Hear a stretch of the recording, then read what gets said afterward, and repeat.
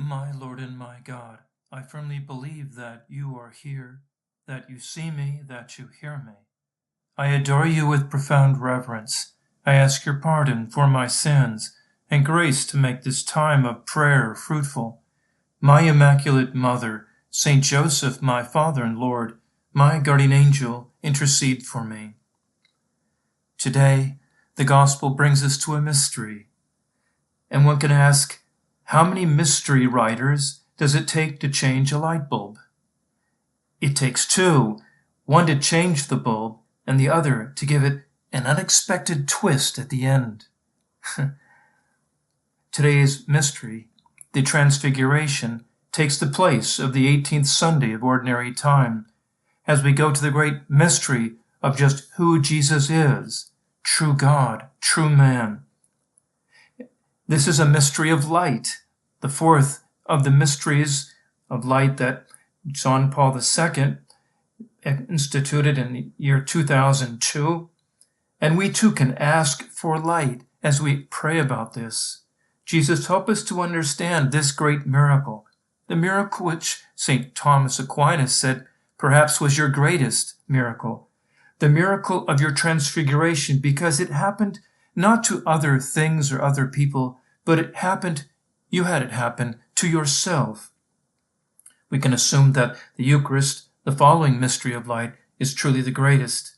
But we want to consider, Lord, your great transfiguration where you did reveal about yourself. Let us read your account, Jesus, that you inspired Matthew to lead us into. Jesus took Peter, James, and his brother John and led them up a high mountain by themselves, and he was transfigured before them, and his face shone like the sun, and his clothes became white as light. And behold, Moses and Elijah appeared to them, conversing with him. Then Peter said to Jesus in reply, Lord, it is good that we are here. If you wish, I will make 3 tents here, one for you, one for Moses, and one for Elijah. While he was still speaking, behold, a bright cloud cast a shadow over them.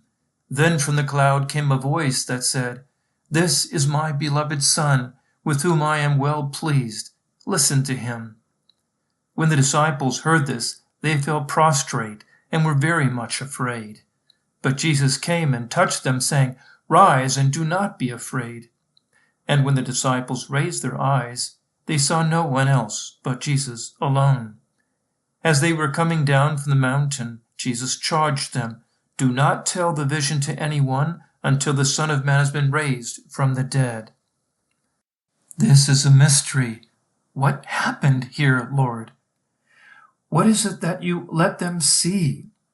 Perhaps it is fair to say that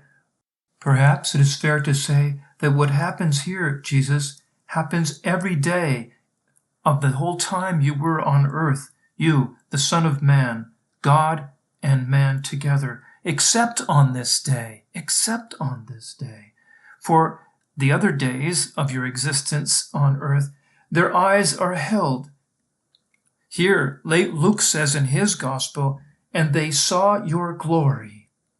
Did you not have this glory every day, every minute of your existence? And yet we got to see it through these witnesses on the mountain. Wow. Your apostles, Lord, first confused, then dazed, then amazed, and then deeply frightened, and then confused, especially when you said, Do not tell these things to anyone until after the Son of Man has risen from the dead. And as one of the synoptics goes on, what does it mean by rising from the dead? They did not know. While you had mentioned that you needed to do so, they too had their senses and understanding held, as well as their eyes were at times. Glory in how we would understand it. Jesus, you are the Son of God. This was also shown by the theophany at your baptism. This is the Son of God. And here also, listen to me. This is my beloved Son. Another theophany. And this with the appearance of a Moses and Elijah there. Wow.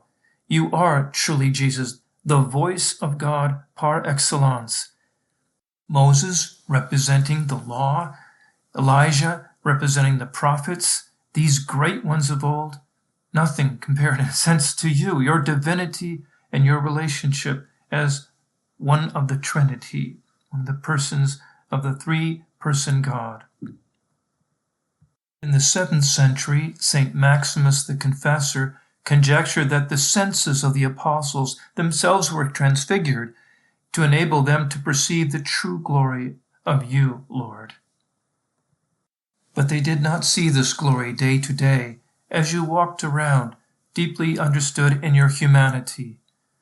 But later we might think of other times in the gospel, other elements of this mystery, of recognizing you and your glory while looking at your humanity.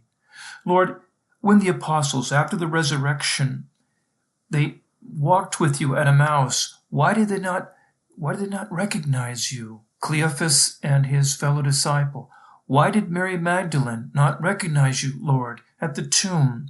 Why did the disciples later at the lake shore in Galilee, why did they not recognize you as you stood on the shore, immediately at a distance, and recognize you as you called them out in dialogue? Perhaps we can speculate that their eyes there were held when you were in your glory, risen from the dead in a glorified body. They didn't recognize you, but you are there, glorified. Perhaps the understanding is that what would have been happening if you were recognized? Perhaps the answer is that they would have missed, because of their joy, overwhelmed with this joy, been distracted away from hearing the reasons for supernatural, for your incarnation through the Old Testament prophecies, would not have understood what you would have explained to them then. And Mary Magdalene, for her joy, and we saw enough of it when she did hear your voice and you allowed her to recognize him. Hardly then you were able to keep her from clinging to your feet instead of being the first one to take that good news to the other apostles.